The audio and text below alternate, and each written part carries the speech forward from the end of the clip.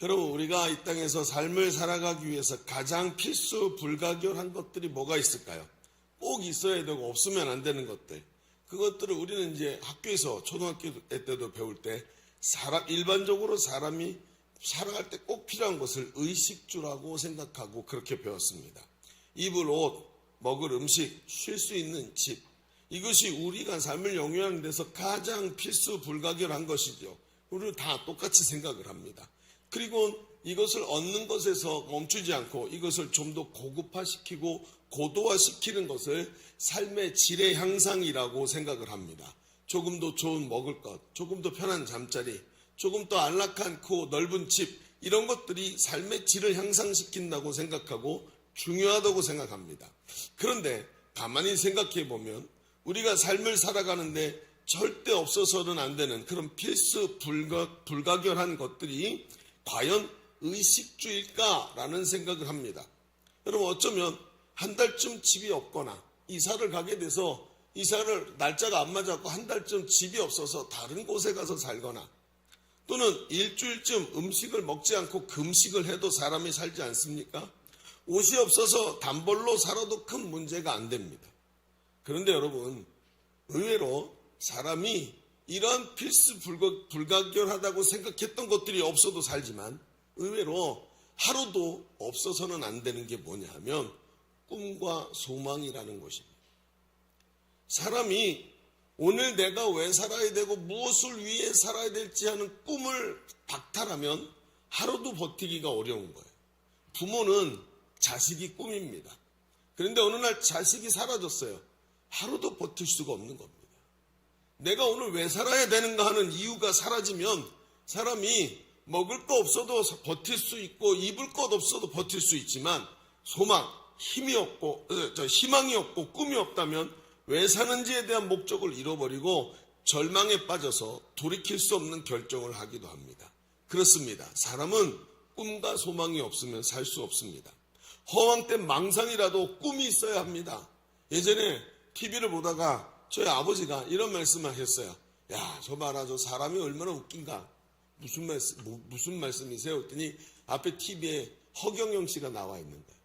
허경영 씨가 나와서 그 얘기를 하는데 막 말 앞뒤도 하나도 안 맞고 이게 사람이 좀 머릿속이 정상인가 싶은 헛된 얘기를 하는데 이렇게 말하는 거예요. 저 헛된 얘기도 자신감 있게 말하니까 추종자들이 따르지 않냐? 사람들이 얼마나 꿈을 꾸고 싶으면 말도 안 되는 저 거짓말에 사람들이 희망을 느끼고 따라갈까? 우유에다가 이렇게 우유를 깔아놓고 허경영 3번 말하면 우유가 상하지 않는데요. 실제로 찾아보십시오. 진짜 그렇게 나와요. 그리고 말을 해요. 그거 따라가는 사람은 그 말을 믿고 그 우유를 사요. 돈 주고. 오죽 희망이 필요하면 그런 헛된 얘기라도 따르겠냔 말입니다. 그래서 여러분 보십시오. 사람이 소망이 얼마나 중요한지 날마다 직장 생활하면서 매일 똑같은 일을 하고 경무에 시달리고 야근을 해도 책상 앞에다가 휴양지 해변의 사진을 딱 걸어놓고 다음 달에는 내년에는 꼭 저기 가서 내가 휴가를 보내리라 꿈꾸면서 오늘도 어려운 경무를 이겨내지 않습니까? 사람입니다. 우리 삶의 희망이 얼마나 중요한지를 말해주는 단적인 예입니다. 오늘 우리가 읽은 본문에 보면 본문은 하나님께서 아브라함을 찾아가서 아들을 주시겠다고 약속하시는 장면, 아주 우리에게 익숙하고 잘 아는 장면입니다. 하나님은 아브라함에게 그리고는 그 아들을 주시겠다고 말씀하시더니 할례를 명령하시지요. 그래서 할례를 행합니다. 그리고 오늘 우리가 읽은 두 번째 본문은 그 사건 이후에 또 하나님께서 아브라함을 찾아가시는데 3명의 하나님의 사자를 하나님 보내시지요. 근데 그 사자를 대접하고 사자가 그 자리에서 사라를 찾습니다. 그리고 사라에게 하나님의 은혜가 임할 것을 말하는 장면이 우리가 읽은 두 번째 장면입니다. 그런데 가만히 보면 이 대화들의 주제가 이상하게 모든 이 아브라함과 하나님의 대화는 아브라함과 직접 하셨고 아브라함에게 언약하셨고 아브라함을 통해서 일하셨는데 가만히 보면 이 장면은 이 대화의 주제가 사라에게 집중되어 있는 것을 보게 됩니다. 하나님은 사라에게 말씀하고 계십니다. 그러나 사라의 반응은 한마디로 아니 어찌 이런 일이 내게 있을 수 있지? 하는 반응이었습니다. 하나님의 말씀이 그대로 실현될 것을 도무지 믿을 수 없다는 것입니다. 성경은 왜 사라가 이렇게 생각할 수밖에 없는지를 합리적으로 말해줍니다. 아브라함은 나이가 많아 늙었고 사라는 이미 경수가 끊어진 지 오래됐으니 그들이 아기를 갖는다는 것은 신체적으로나 자연의 법칙적으로 불가능한 일입니다. 그래서 인간적으로 보면 사라의 반응은 너무나도 당연한 것입니다. 여러분, 하나님의 약속이 성취되려면 기적이 필요한 것입니다. 오늘 우리는 사라를 선택하신 하나님을 봅시다. 그럼에도 불구하고 하나님은 사라에게 가셨어요. 하나님은 자기 백성을 세우기를 원하셔서 민족을 만드시겠다고 하셨습니다. 그래서 아브라함을 부르셨어요. 그런데 하나님은 이상하게도 민족을 세우시려는 분이 아기를 낳지 못하는 사라에게 아기를 주겠다고 하는 억지를 부리시기 시작합니다. 하나님의 선택은 아기를 낳지 못하는 사라였습니다. 하필이면 민족을 이루실 분이 다산의 여왕 같은 사람을 찾는 게 아니라 왜 사라를 선택하셨을까? 너무나도 역설적이지 않습니까? 거대한 민족을 이루실 텐데 다친 태를 찾아내셨더란 말이에요. 그러면서 우리는 잘 알지만 기독교는 역설의 종교입니다. 오늘도 하나님은 아이러니하게 민족을 세우시려 하시는데 역설적으로 다친 태를 찾으시고 그 닫혀진 태에다가 억지로 소망이라는 것을 우겨놓고 계시는 것을 오늘 우리가 보게 되는 겁니다. 오늘 우리는 이 메시지를 좀 깊이 이해하기 위해서 역설의 관점으로 말씀을 좀 보려고 합니다. 이 역설의 관점, 그래서 오늘 말씀의 제목이 두 가지 역설에 관한 이야기입니다. 오늘 이 말씀을 통해서 소망을 품을 수 없는 사라에게 역설적으로 소망을 우격다짐으로 집어넣으시려는 주님이 하나님의 이 마음을 깊이 묵상하고 담대히 오늘도 소망을 붙잡을 수 있는 성도의 삶이 되시기를 주님의 이름으로 축복합니다. 자, 주보 3면을 보시면 오늘 말씀의 제목이 소망에 대한 두 가지 역설, 이렇게 얘기를 하고 오늘도 두 가지 이야기를 좀 펼쳐가 보려고 합니다. 자, 첫 번째, 소망에 대한 첫 번째 역설은 주보의 가로에다 이렇게 한번 써보세요. 소망이 없어야 소망이 있습니다. 역설이죠. 어떻다고요? 소망이 없어야 소망이 있어요. 말장난 같지만 이 안에 진리가 있다는 것을 금방 보시게 될 겁니다. 자, 말씀 한번 따라와 보십시오. 하나님은 아브라함에게 내가 너를 통해 민족을 세우겠다 말씀하시면서 본토 친척 아비의 집을 떠나 하나님과 동행할 것을 제안하십니다. 하나님은 아브라함에게 구체적으로 아들을 주시겠다고 여러 차례 말씀하시는데 오늘 말씀도 그 속에 들어있습니다. 창세기 15장에서 하나님은 납치돼간 조카 롯을 아브라함이 구해오게 하시죠. 몇 주 전에, 한 달 좀 전에 이 말씀 본문 기억나십니까? 다 잊어버리셨군요. 이거 그때 본문으로 삼았죠? 그래요. 그래서 제가 먹고 사는 거예요. 여러분 자꾸 잊어버려줘서. 그렇습니다. 너를 통해, 당황해갖고 자꾸 헷갈리네. 아니, 이게 기억이 안 난다고. 이러면서. 여러분, 그래서 하나님께서 납치돼간 조카 롯을 가병들을 끌고 가서 전쟁에서 구해오게 하시죠. 롯은 아브라함에게 아들과 같은 존재였습니다. 그래서 하란을 떠날 때 하나님께서 네 본토 친척 아비의 집을 친척을 떠나라 그랬는데 조카 롯을 데리고 오면서도 물어보지도 않아요. 왜? 아들이 없는데 얘를 아들로 삼았고 내 가족이라고 생각한 거예요. 하나님의 생각과는 좀 달랐죠.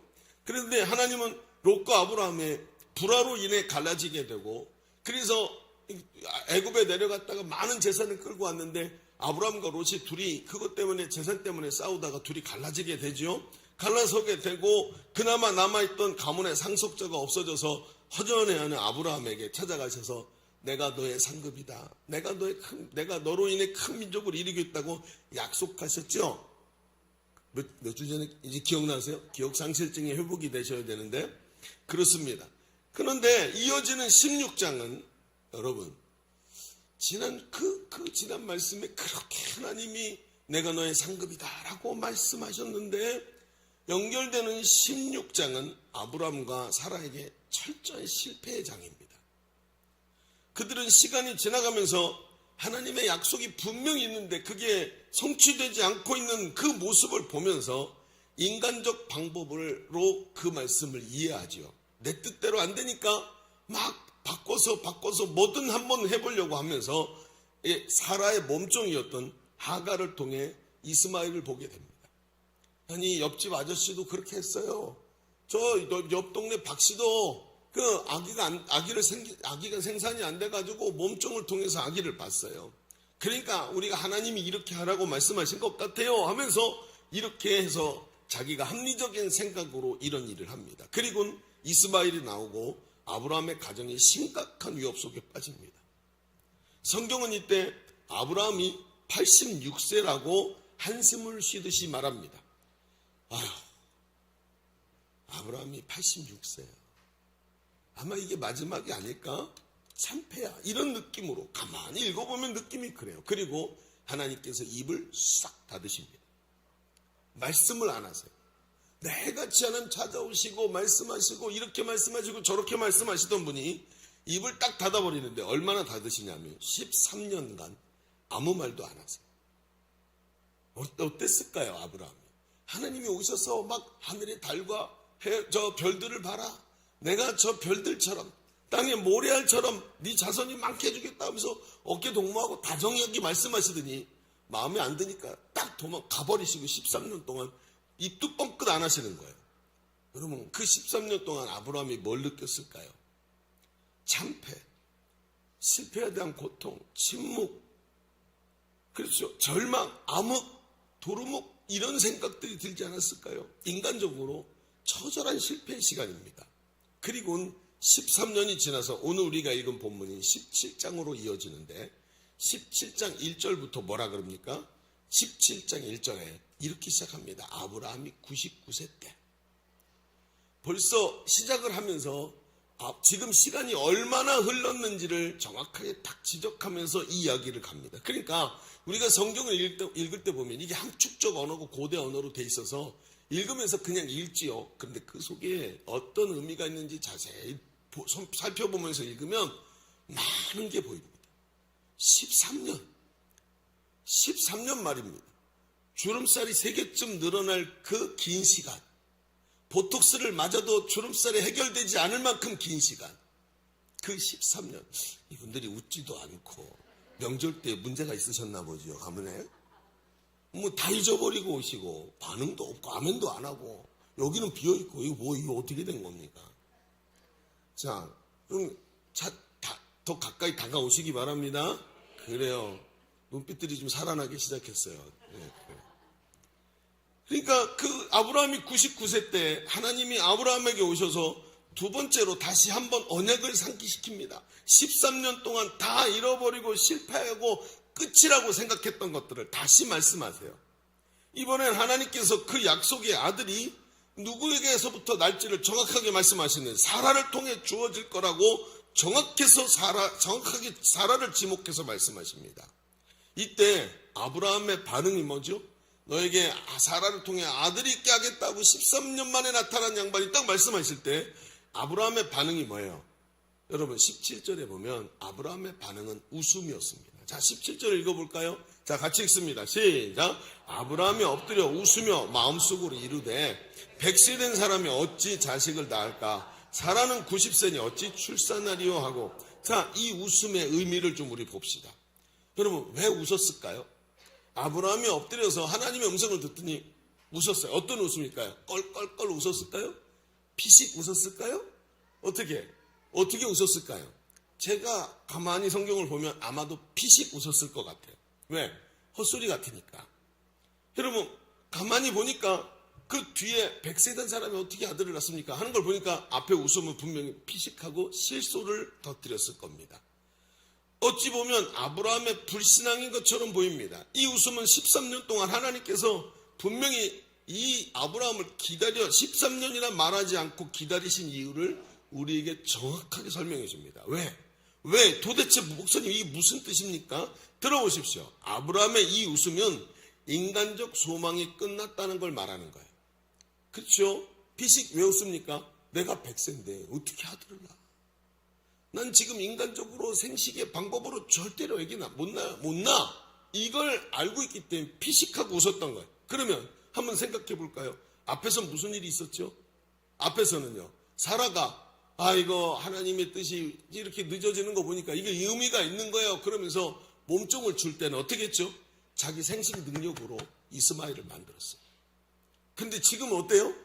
내 생식 능력으로 안 되고 사라도 90세고 이미 이 사라는 아기를 못 낳는 걸 다 알아요. 그리고 나니까 하나님의 말씀이 전혀 받아들여지지 않는 상태가 된 거예요. 피식하고 웃은 거예요. 나는 이제 글렀어요. 전혀 아기를 가질 수 없어요. 그런데 이 아브라함의 웃음이 하나님을 향한 비웃음이 아니라는 것을 연결되는 말씀에 증명하듯 나타납니다. 그제서야 하나님은 이 반응을 기다리고 계셨다는 거예요. 왜? 하나님께서 기다리셨던 게 뭘까요? 왜 13년이나 입을 다물고 계셨을까요? 13년 전에 아브라함은 자기 생식 능력으로 하나님의 뜻이 이루어질까라고 생각했지만 하나님은 그게 아니라는 거예요. 이 실소가 나올 때까지 기다리시고 안 됩니다. 내 아이 갖고는 안 돼요. 제가 그거 할 수 없어요. 아들 하나 고작 얻는 거, 아들 없는 사람이 아들 하나 고작 얻는 거, 그걸 말하는 게 아니고 하나님은 해와 하늘의 별처럼 땅의 모래알처럼 많게 하시겠다 하지 않습니까? 그러니 하나님의 계획을 바라보는데 아브라함은 마음속에 자기의 방법을 생각하고 있으니 그 자기의 방법이 완전히 사라지는 13년을 하나님은 기다리고 계셨던 겁니다. 아브라함은 하나님의 약속을 붙잡고 하나님이 명령하신 대로 그 하나님의 음성을 듣고는 나가서 바로 아브라함답게 본토 친척 아비의 집을 떠나라 그랬더니 바로 떠난 아브라함처럼 하나님의 명령을 듣고는 바로 나가서 가족들에게 할례를 행하게 합니다. 할례가 뭐지요? 남성의 생식기 끝에 포피를 잡아당겨서 자르는 겁니다. 그때는 돌칼로 잘랐겠죠. 그러니까 우리 시대에는 그거를 어린아이들에게 행하는 포경수술인데 그게 뭘 의미합니까? 여러분 이게 11조의 의미와 똑같아요. 포피를 잡아서 그 포피 끝을 잘랐지만 사실은 전체를 베어낸 것과 똑같은 의미를 가진 거예요. 하나님께 11조는 내 10분의 1의 일부를 드렸지만 이 전체가 하나님의 주인이십니다라는 의미를 갖고 있는 것과 똑같은 거예요. 성경은 일부가 항상 전체를 대표합니다. 여러분 보십시오. 오늘도 하나님께서 이 할례를 행하게 하시면서 아브라함에게 고백하게 만드는 게 뭐예요? 우리의 힘으로 안 됩니다. 사람의 방법으로는 하나님의 약속이 성취될 수 없습니다. 이걸 인정하게 만들고 고백하는 게 뭐예요? 할례였습니다. 이 민족을 하나님이 이루실 텐데 사람의 방법 갖고는 안 됩니다. 그래서 하나님의 뜻이 사람의 힘으로는 이루어질 수 없다라는 선언을 하게 만드시는 거예요. 하나님의 약속은 결코 인간의 방법으로 될 수 없다는 것을 자기 스스로 자기 자신에게 선포하는 겁니다. 그렇습니다. 하나님은 하갈 사건을 경험해보고 하나님의 뜻을 이해한 아브라함에게 그것을 인정하라고 얘기하는 거예요. 할례를 통한 사람의 방법이 아니라 하나님의 방법으로 가야 한다고 말씀하시는 겁니다. 이런 의미에서 오늘 본문에 하나님이 그래서 또 나타나신 겁니다. 자, 오늘 두 번째 본문을 보십시오. 사라의 웃음을 하나님은 이야기를 합니다. 자, 천사의 모습을 하고 와서 대접을 받으셨어요. 시원하게 쉬셨다가 마음이 편안해지고 기쁘셔서 일어나서 가려고 하다가 그러다가 얘기를 하시죠. 그러면서 사라에게 내년 이맘때 사라에게 아기가 있을 것이다 라고 얘기해요. 근데 이때 사라가 어디 있었죠? 자, 눈을 크게 뜨시고 생각을 해보세요. 사라가 어디 있었을까? 1번 거실, 2번 화장실, 3번 엘리베이터 안에, 4번 장막 뒤에. 그렇죠. 4번 장막 뒤에 보이지 않는 곳에서 그 얘기를 수종을 들어야 되니까 듣고 있었던 거예요. 표정도 보이지 않고 그 대화 안에 들어와 있지가 않아요. 그런데 하나님께서 말씀하시더니 왜 사라가 웃느냐? 또 웃음에다 집중을 하시는 거예요. 이제 이해가 됩니다. 아하. 하나님께서 사라의 웃음을 딱 집으신 것은 너 싸가지 없게 내가 말하는데 웃어? 이런 게 아니었어요. 그 뜻이 아닙니다. 드디어 두 사람 모두 자신의 신체적 능력에 대해서 백기를 든 겁니다. 인간의 방법으로 안 된다고 선언한 거예요. 하나님께서 지난 24년 동안 이날을 기다리셨습니다. 인간이 완전히 포기하는 순간 하나님의 사역이 시작되는 것입니다. 인간의 소망이 끊어지면 하나님이 주시는 진정한 소망이 우리에게 일어나는 줄로 믿습니다. 여러분 첫 번째 얘기가 뭐지요? 소망이 없어야 소망이 있습니다 라는 뜻입니다. 우리가 소망을 가지기 어려운 이유가 바로 여기입니다. 우리는 인간적 가능성을 소망이라고 생각합니다. 세상에 말하는 여러 가지 가능성이 내 주변에 있을 때 소망이 있다고 생각하고 이때 하나님이 도와주시면 반드시 된다고 생각을 합니다. 여러분, 이게 역설인 겁니다. 여기에 역설이 있습니다. 이런 가능성이 없어져야 주 안에서 진정한 소망을 찾을 수 있습니다. 이게 신앙인 겁니다. 세상이 무엇을 주겠습니까? 세상이 주는 것에 목매고 살아갈 때 하나님이 주시는 소망이 소망으로 안 보이는 거예요. 그런데 세상에서 세상이 말하고 있던 그 가능성, 여러분, 마치 카드로 지은 집처럼 불안하고 그 아주 약한 가능성이 사라질 때 하나님이 강력한 소망으로 자기에게 보이기 시작하는 거예요. 여러분, 우리는 너무나도 쉽게 세상적이고 인간적인 가능성을 찾아다닙니다. 그 인간적 가능성이 하나님이 주신 방법이라고 생각합니다. 아브라함이 이 가능성을 따라간 자리가 바로 이스마엘이었다는 것을 우리는 기억해야 합니다. 때로 우리는 우리의 기도를 보면 인간적 가능성이 내 주변에 없기 때문에 고통스럽게 하나님께 엎드립니다. 하나님, 돈이 없어요. 하나님, 건강이 없어요. 도와줄 사람이 없어요. 하나님, 이거 좀 어떻게 해결해 주세요 라고 얘기합니다. 그러면서 인간적 가능성을 더 채워달라고 얘기를 해요. 아니요, 우리의 기도가 여기서 머물러서는 안 되는 것입니다. 진정한 기도응답은 이런 인간적 가능성이 다 제거되고 제로가 됐을 때 오직 하나님만이 나의 능력이십니다. 할렐루야! 이 고백이 일어날 때 진정한 소망이 일어나는 것입니다. 지난 명절 때, 명절을 앞두고 여러분, 이제 얼마 전에 군대 간 막내 아들에게 전화가 왔어요. 엄마, 여기 저 군대 배치를 받았어요. 근데 기가 막히게 집 근처로 왔네, 또라이가. 이거 가갖고 하나님하고 좀 얘기 좀 해야 되는데 집 근처로 온 거야, 가까운 데로. 그랬더니 명절 때 잠깐 나갔다 올 수 있을 것 같다고 집에 오겠다는 거야. 그래갖고 그래? 그래서 날짜를 얘기해보니까 명절 중간인 거야. 오겠구나. 그래갖고 와가지고 아침에 8시 거기서 출발했더니 9시에 우리 집에 딱 도착했거든. 아직도 잠자고 있는 저한테 오더니 충성! 이러는 거예요. 내가 진짜 저 침대에 누워가지고 충성을 들었어요. 하여튼 그리고 또 지랄하네. 벌떡 일어나가지고 바지를 입었죠. 그래서 나가서 이제 얘기를 하고 하루 종일 뭐 명절이니까 음식도 먹고 그러다가 이제 저녁 때 가야 되는 거예요. 그래서 간다고 그러면서 옷을 주섬주섬 입으면서 들어가야 된다고, 자기 훈련 얼마나 힘들게 받았는지 모른다고. 예, 여러분, 그러면서 자기 뭐 계급장님 이런 거 보여주면서 이거 얻는 게 얼마나 힘든지 아냐고 이런 얘기를 하는 거예요. 지 형은 여기 공수마크가 더덕더덕 붙어 있어요. 근데 요거 하나 얻어놓고 막 힘들었다고 얘기하고 막 그러면서 가면서 옷을 주섬주섬 입고 군복을 입고 나가면서 아차 그러더니 방에 들어가더니 성경책하고 큐티책을 딱 들고 나오는 거예요. 이거 가져가려고 왔다고. 사실 이게 목적이에요. 엄마 큐티책 하나 남는 거 있냐고. 그러면서 그걸 찾아가지고 그리고 자기 배당에다가 주섬주섬 넣는 거예요. 그러면서 멋쩍게 저를 뜩 보더니 머리를 극적극적거리며 이렇게 말하는 거예요. 군대 가서 벼랑 끝 같은 데 사보니까 지는 제일 편한 데 있었으면서 지 형이 바라보는데 벼랑 끝이었대, 자기 군대가. 벼랑 끝 같은 데 가서 서보니까 하나님 바지가랑이 붙잡는 것 말고 방법이 없대요. 저한테 그렇게 말하더라고요. 그 철부지가 자기 혼자 가서 정말 자기 숨이 턱에 차도록 훈련받았고 자기 한계의 끝에 딱 몰리더니 그러더니 하는 말이 그 벼랑 끝 같은 데 가서 서보니까 자기 20년 인생에 벼랑 끝 같은 데 가서 서보니까 하나님 바지가랑이 붙잡는 것 말고는 방법이 없대요. 그렇게 얘기를 하더라고요. 그러더니 성경책과 큐티책을 소중히 품에 넣더니 가지고 나와가지고 배낭에다 탁 집어넣고 가져가는 모습을 보면서 하나님께 영광을 돌렸습니다. 창피합니다. 제가 느낀 거예요. 내 아들을 나보다 우리 하나님 더 사랑하시는구나.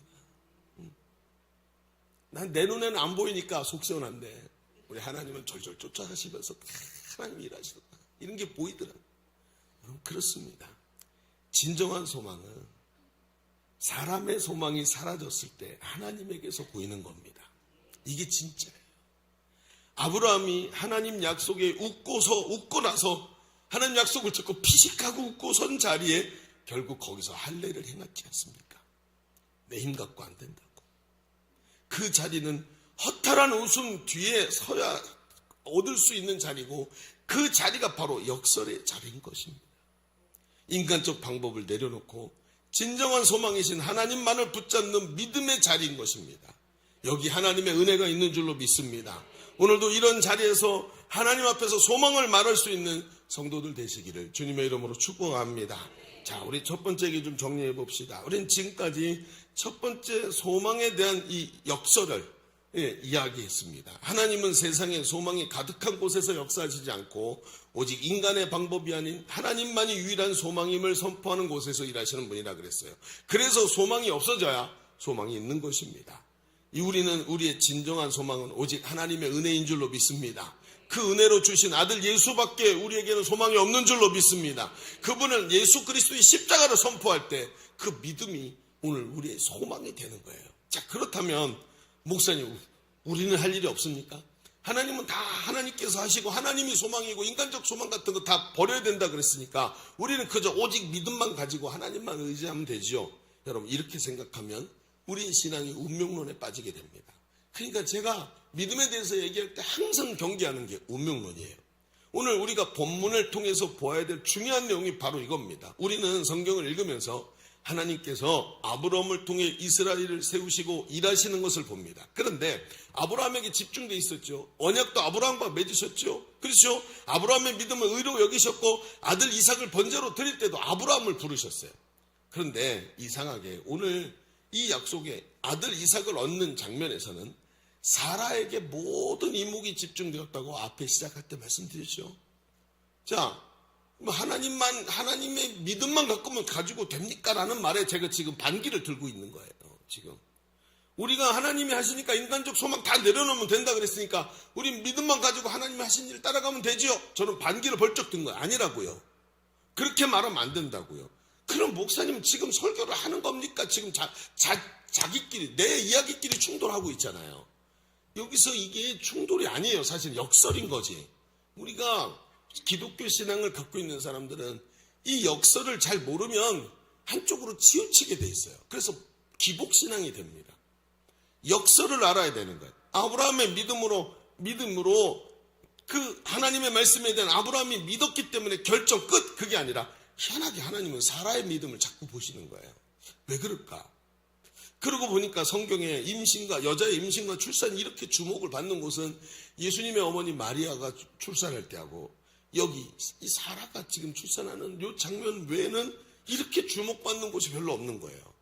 자, 오늘 우리는 여기서 두 번째 역설과 마주해야 됩니다. 자, 주보를 펼쳐서 두 번째 이렇게 한번 써봅시다.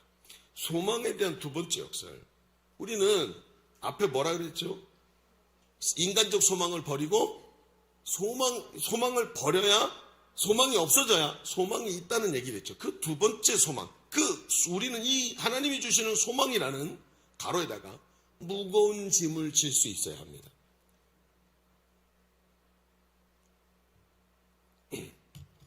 뭘 지라고요? 소망이라는 무거운 짐. 아니, 소망이 기쁨이고 감사고 은혜인데 무겁다고요? 그래서 역설인 거예요. 가만히 들어보십시오. 왜 이렇게 말하는지. 오늘 17장에서 아브라함이 99세 때 하나님 찾아오셨다 그랬죠. 아들을 주시겠다는 하나님의 뜻은 분명했습니다. 아브라함은 하나님의 말씀을 듣고 그 명령에 순종해서 온 집안에다가 할례를 행하게 하죠. 그래서 할례가 진행이 됩니다. 문제는 아브라함은 믿음으로 빨리빨리 순종하는 특징이 있죠. 그렇죠? 내가 너에게 지시할 땅으로 가라. 어디로 가라고 말하지도 않았는데 팍 튀어나가는. 그렇죠? 마치 무슨 집에서 기르는 강아지처럼 잽싸게 하나님 말에 순종하는 이런 특징을 갖고 있어요. 그래서 아브라함은 어떻게 했어요? 빨리 순종해서 온 집안에 할례를 행합니다. 문제는 아브라함이 아니고 사라입니다. 하나님은 유업을, 하나님의 약속을 남편에게만 준 게 아니라 분명히 하나님은 이 약속을 사라에게도 함께 주신 거예요. 그래서 어떻게 하시죠? 처음부터 애굽에 내려갔을 때 사라를 애굽 왕 바로에게 빼앗길 뻔할 때 하나님이 권능의 힘으로 그를 다시 찾아오게 하시죠. 손도 못 대게 하시죠. 왜요? 처음부터 하나님의 머릿속에 누가 들어있어요? 사라가 함께 그 유업을 받은 거예요. 그래서 하나님은 우리 가정에서도 남자만 중요하게 여기시는 게 아니라 아내와 남편을 같이 보시는 거예요. 그래서 남자가 아무리 오케이 해도 내무부 장관이 도장을 안 찍으면 끝이죠. 그렇죠?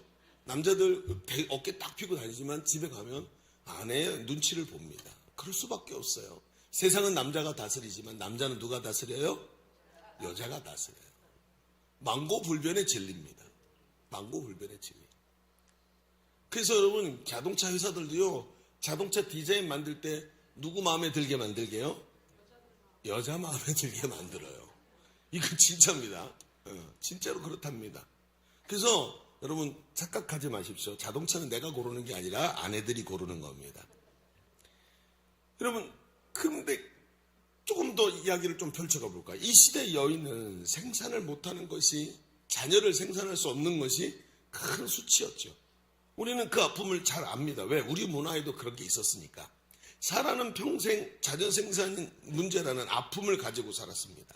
그런데 하나님께서 아브라함을 부르시더니 너 저 하늘을 봐라. 저 별처럼 네 자식이 많게 해주겠다. 자손을 많이 주겠다. 약속하시는 거예요. 자, 그 소리를 누가 들었어요? 사라도 들었어요.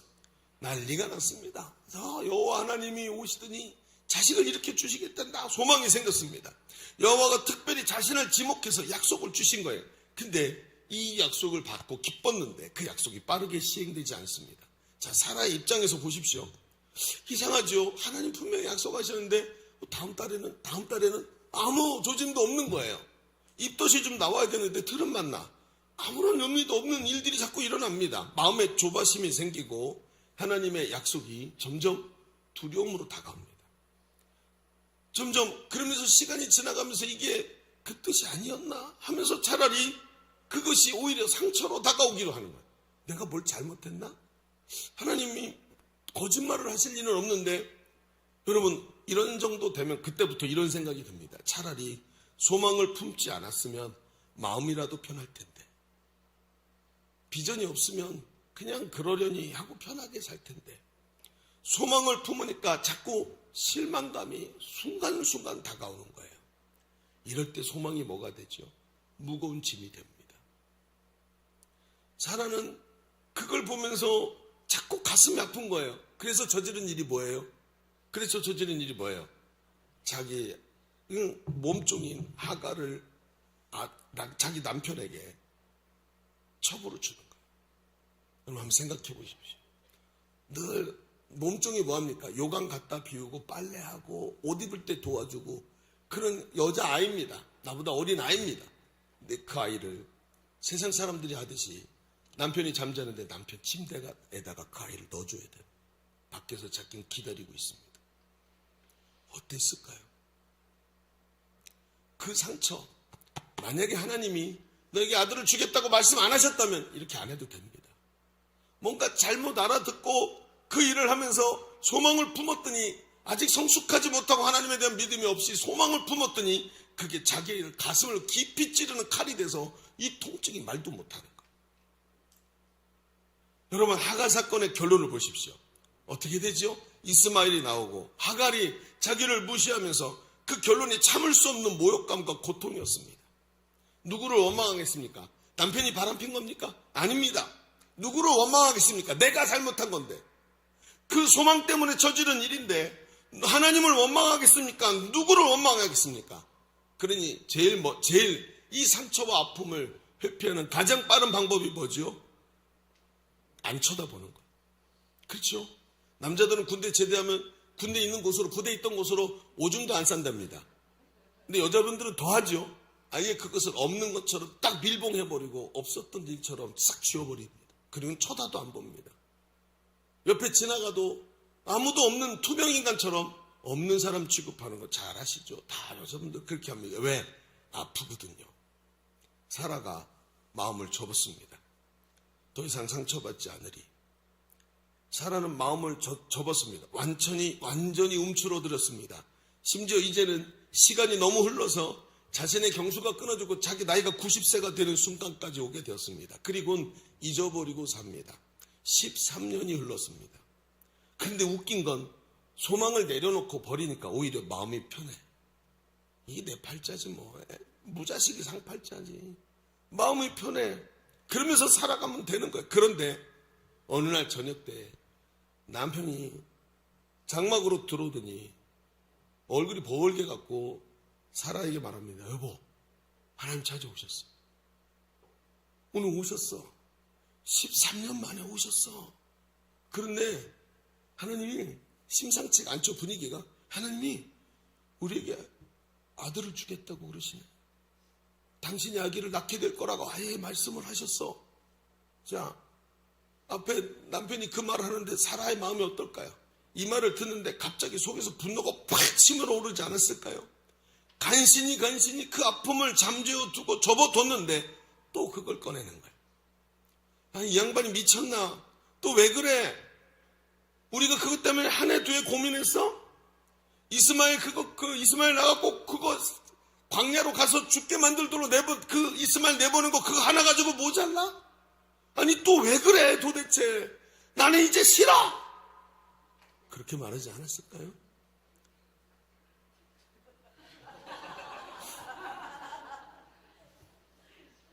저는 제가 하면서도 막 드라마 주인공 된 것처럼 지금 막 가사가 대사가 막 그냥 막 흘러나오는데 여기 없는데도 막 나오잖아요.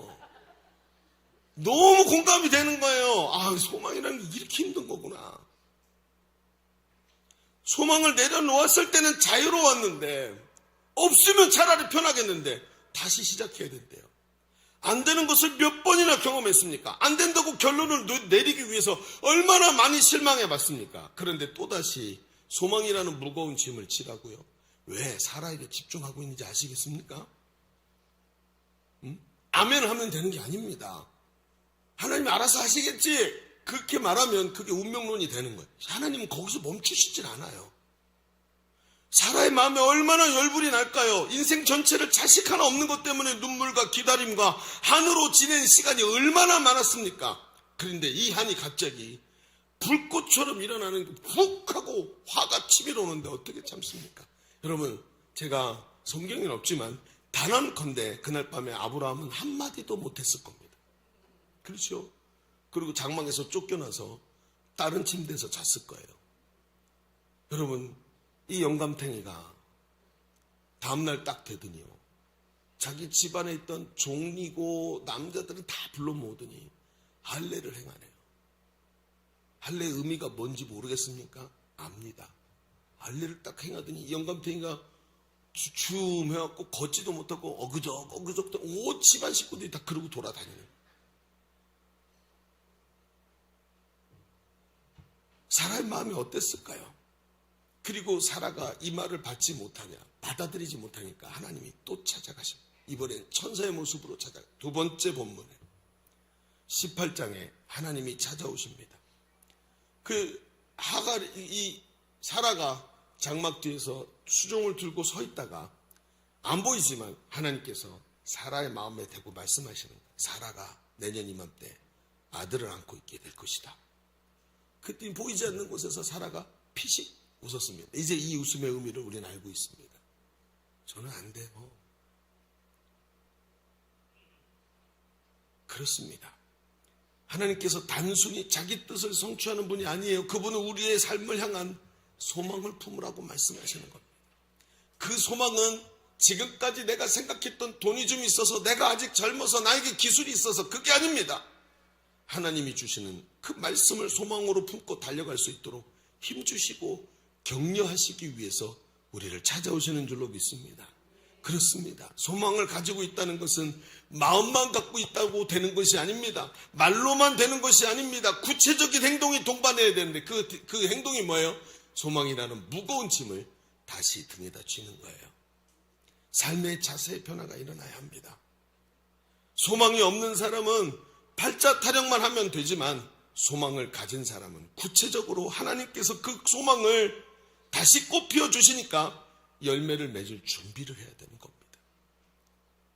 소망을 버린 사람은 그냥 내 할 일만 하면 되지만, 소망을 품은 사람은 열매를 맺기 위해서 꽃이 지고, 그리고 그 나온 꽃 밑에 있던 풋열매, 그 조그만 풋열매를 품고 한여름에 그 태양빛을 견뎌내야만 열매가 커지고 튼실해지는 거예요. 여러분 보십시오.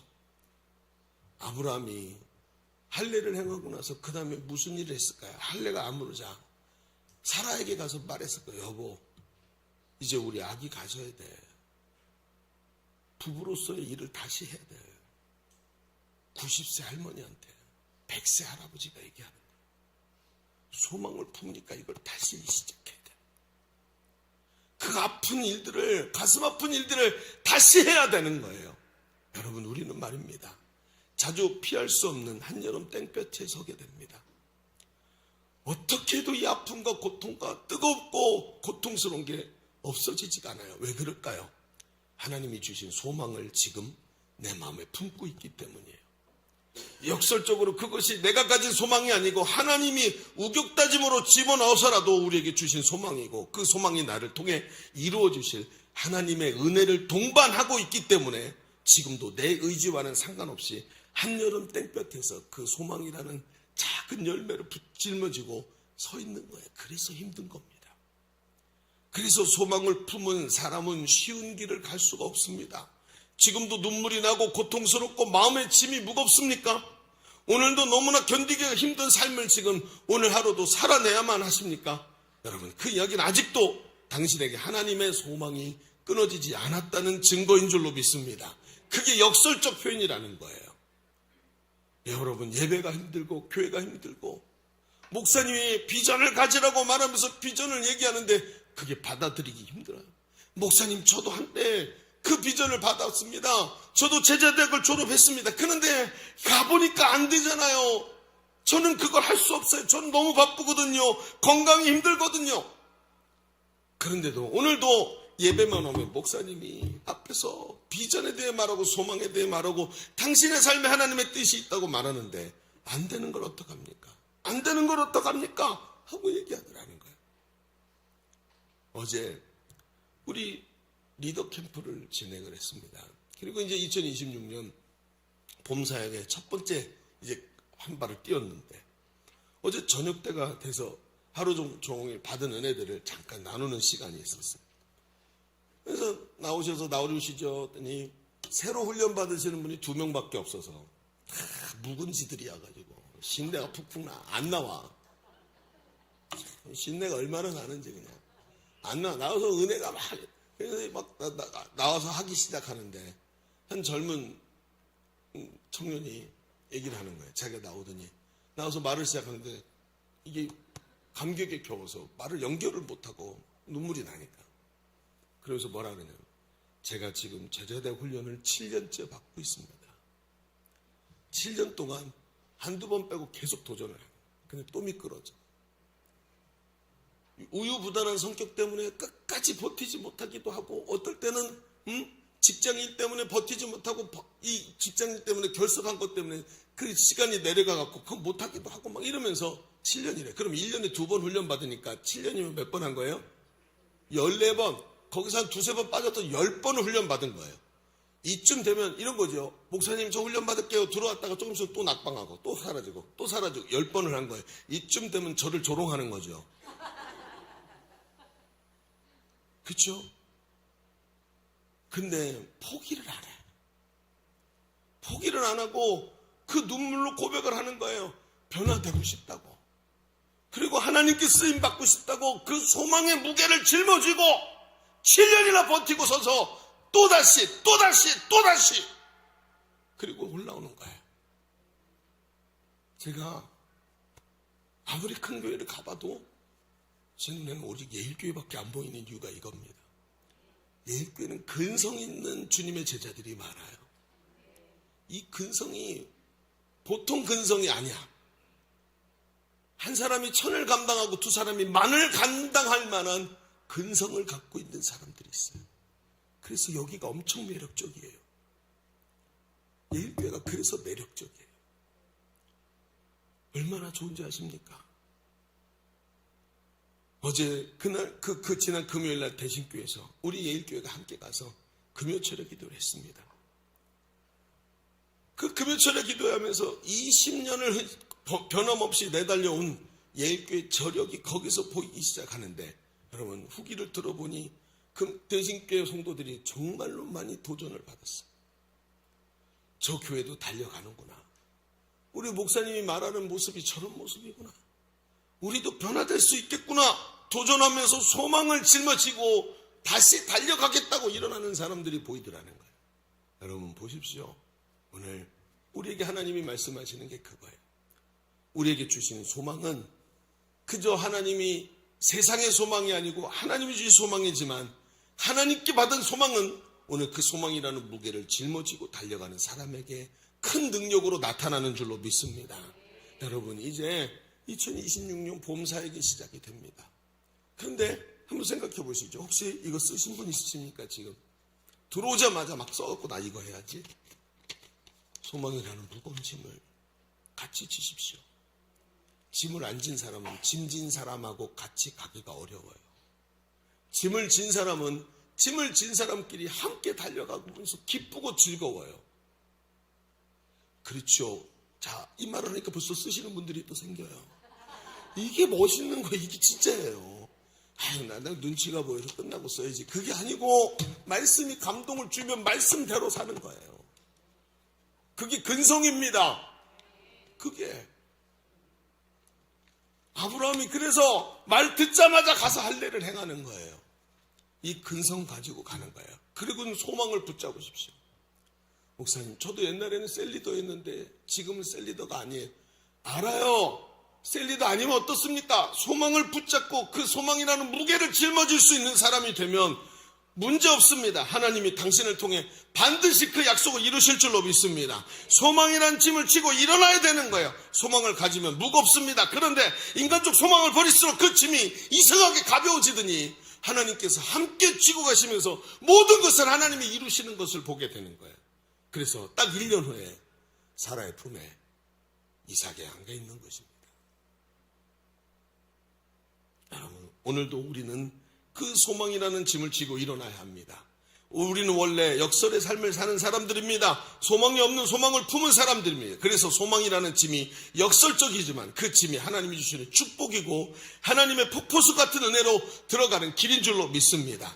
이제 말씀을 마무리하십시다. 사랑하는 성도 여러분, 소망 없는 소망을 품으시기를 축원합니다. 생산치 못하는 태를 찾으시는 하나님을 알아야 합니다. 그 태의 열매가 바로 하나님을 기쁘시게 하는 믿음의 열매가 된 것입니다. 소망이 없는 곳에 소망을 주시는 하나님의 마음을 알고 그 은혜를 사모하며 무거운 짐을 질면서 오늘도 그 소망의 짐을 지고 오늘도 달려가서 그 믿음의 태가 열리는 귀한 은혜를 누리시는 소망 있는 성도들 다 되시기를 주님의 이름으로 축원합니다. 축원합니다.